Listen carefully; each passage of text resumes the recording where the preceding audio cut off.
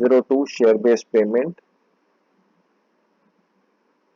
The agenda for the day would be introduction, objective and scope, share-based payment transaction, recognition principles, measurement principles, various types of share-based payments, key definition and concepts, classification, examples and case studies.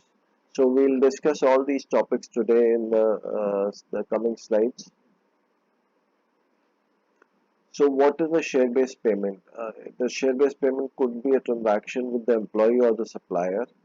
So the transaction, if it takes place with the employee, the measurement and recognition would be different.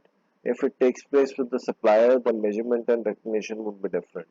So how the measurement and recognition would take place in both the two cases would be discussed. When the receiver is the employee, the measurement would be the fair value of the shares, and the recognition would be the date on which the services are received. When the transaction takes place with the supplier, the measurement would be the fair value of the goods or services. In case the fair value of the goods or services cannot be determined, then it will be the intrinsic value of the shares. And the recognition would be the date on which the goods or services are received.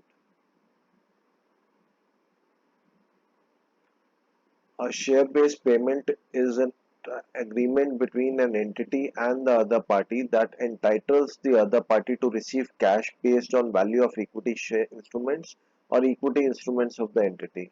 When the entity receives the cash, it is called cash settled. When the entity receives the share, it is equity settled. So, in concise view, when the cash is received in exchange of shares, it is cash settled. When equity shares are received in exchange of services, it is equity settled. So, types of share-based transactions.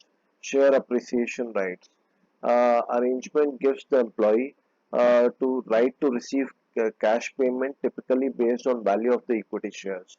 So in this, cash payment is received based on the value of the equity shares. So it will be a cash settled transaction. Employee share purchase plan. A plan in which the employee pays percentage of salary to buy the shares at a discount. As the shares are bought at a discount, it is the equity settled share-based transactions. Options to receive shares at a fixed price for a fixed period of time. This is also an example of equity settled transaction. In scope, equity settled, cash settled, share-based payment with cash alternatives. Equity settled we discussed is settled in equity. Cash settled is the one which is settled in cash, and share-based with cash alternatives would be with equity settled or cash settled.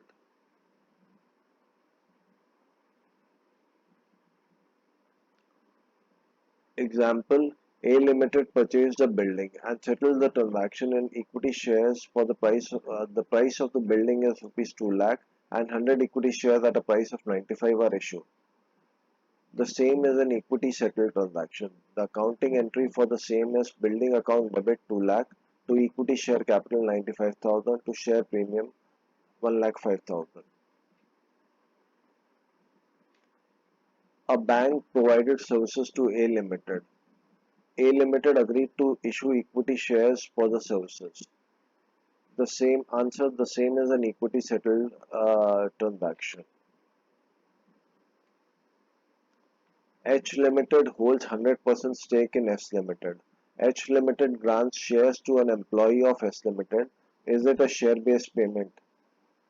The same is equity settled transaction as shares are being issued to the employee in exchange of the services.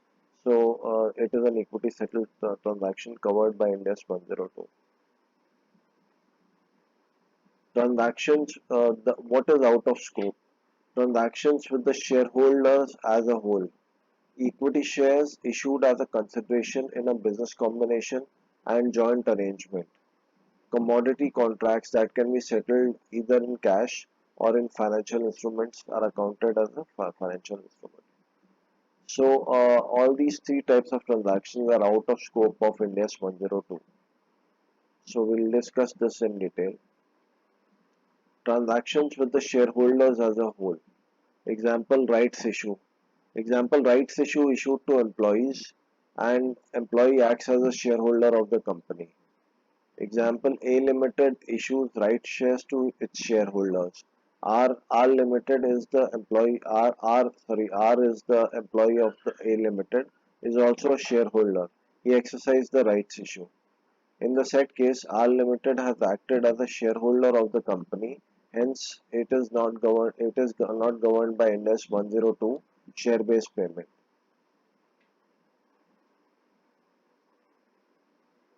Equity shares issued as a business combination. A Limited acquires business of R and issues shares in A Limited to R for the acquisition. Becomes the employee of the A Limited. In the said case, shares are issued for the acquisition. It is outside the scope of Ind-AS 102 share-based payment.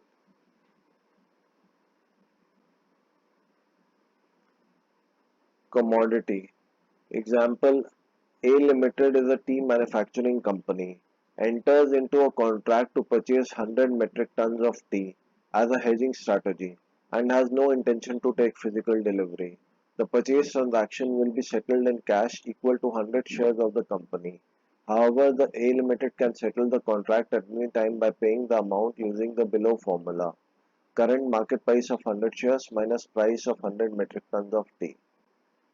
The same is a financial instrument under section under Ind-AS 132 and 109. Sorry, it is 31, 32.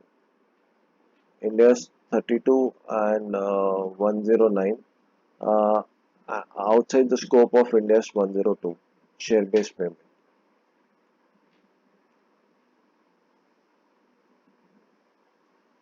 Unidentifiable goods and services. The same shall be determined as the difference between the share-based payment minus the identifiable goods and services. So what is unidentifiable goods and services? Any goods or services which is not identifiable is an unidentifiable goods and services.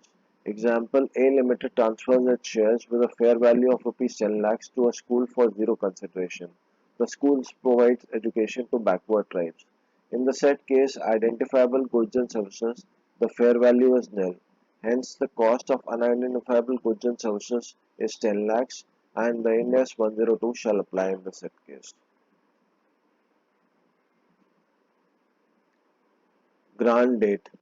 The date on which the entity and the counterparty have shared understanding of the terms and conditions of the arrangement.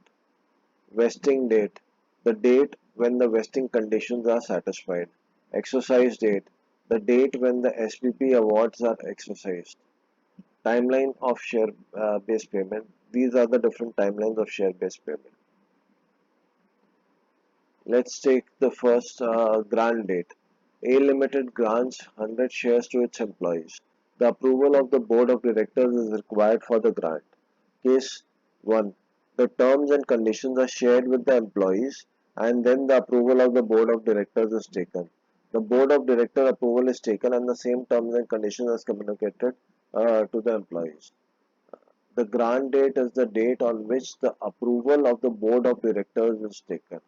As the same terms and conditions were applicable to employees, the subsequent time when the board approval was taken would be the date on which would be the grant date.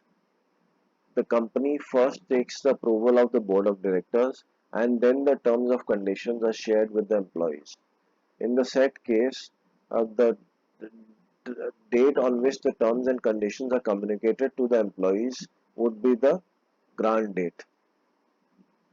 Case 3 scenario in case 1 but modified terms and conditions are communicated to employees. So scenario in case 1 was the terms and conditions are stated to the employees and then the board approval is taken and again then the revised terms and conditions are communicated to the employees. So in this case, the date on which the revised terms and conditions are communicated to the employees would be the date of the grant.